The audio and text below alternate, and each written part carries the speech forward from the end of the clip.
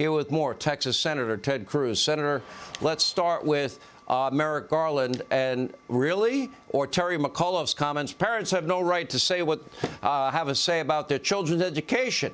Why don't we just hand the kids over to the government, let them raise them, because apparently that's what they want.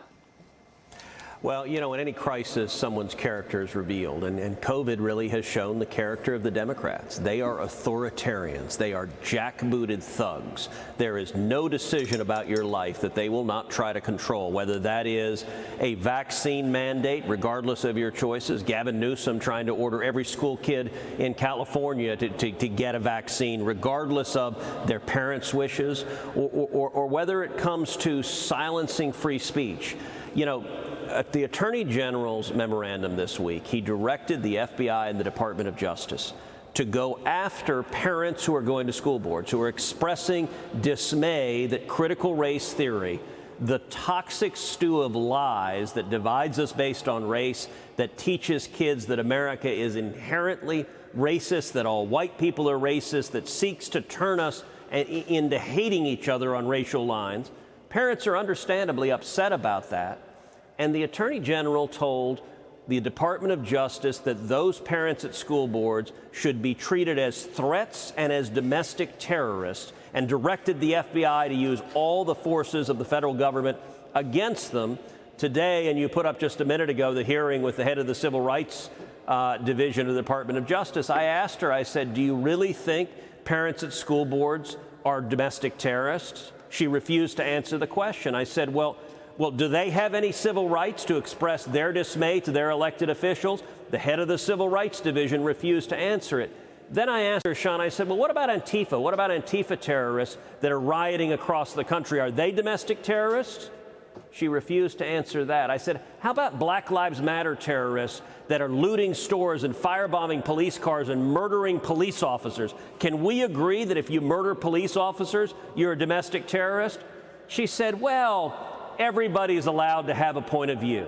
So the Biden Justice Department looks at terrorists who are murdering police officers and firebombing cities and says, we don't know if they're bad guys, but they look at moms at a PTA meeting and they say, yep, that is the threat in life. It's nuts. It's madness. We're going to have a lot more. The great one, Mark Levin, will weigh in tonight. Senator, I want to ask you something here. I have very strong feelings. You tell me, correct me if I'm wrong, but I don't think any Republican was consulted in any way at all, never mind any meaningful way, on the $3.5 trillion in new Green Deal socialism. Now, to pay for that, the Democrats are trying to rely on Republicans to assist them in raising the debt ceiling, or else they won't have the money to spend on their socialism, which will destroy this great country. And I don't want a single Republican. I'm a conservative, as you know. I don't want a single Republican assisting them by raising the debt ceiling. And I heard Mitch McConnell might be opening the door to allow that to happen. That's not particularly pleasing to me, and that doesn't sound like a small government conservatism to me. Yeah, look, you're preaching to the choir. I think it is a big, big mistake. As you remember, Sean, the first book I wrote was called A Time for Truth. And the opening chapter of A Time for Truth, the title of it was Mendacity. And it described the Senate Republican lunch where Mitch McConnell asked every Republican to unanimously consent to lower the threshold for the Democrats to raise the debt ceiling from 60 votes to 50 votes. And I raised my hand. I said, listen, there is no universe in which I can consent to that. It's dishonest to the men and women who elected us. There's nothing I've done in 9 years in the Senate that is more enraged leadership than that moment of objecting. And we're right back there again. Again, Republicans are being asked to consent to lower the threshold. And this is all because Chuck Schumer is playing political games. Right now, the Democrats have both houses of Congress and the White House. They can raise the debt ceiling, but Schumer doesn't want to, because if they raise it with just Democrat votes, then they actually have to be honest to the voters and say, yes, we're adding trillions in debts to our kids and grandkids. Instead, they want to play a game that forces Republicans to support their massive debt and their reckless spending. Schumer is the one who is threatening a default of the debt. Biden is the one who is threatening a default of the debt.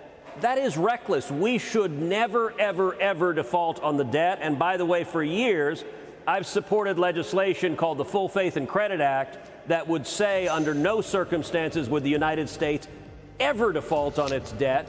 If a debt ceiling isn't raised, we will continue to pay the interest on our debt, and it will be the big government left-wing spending programs that are cut instead. But the Democrats block it because they want to threaten a default on the debt to push through more spending programs. All right, Senator, stand strong. The American people will stand behind you. Every conservative will, and most Republicans.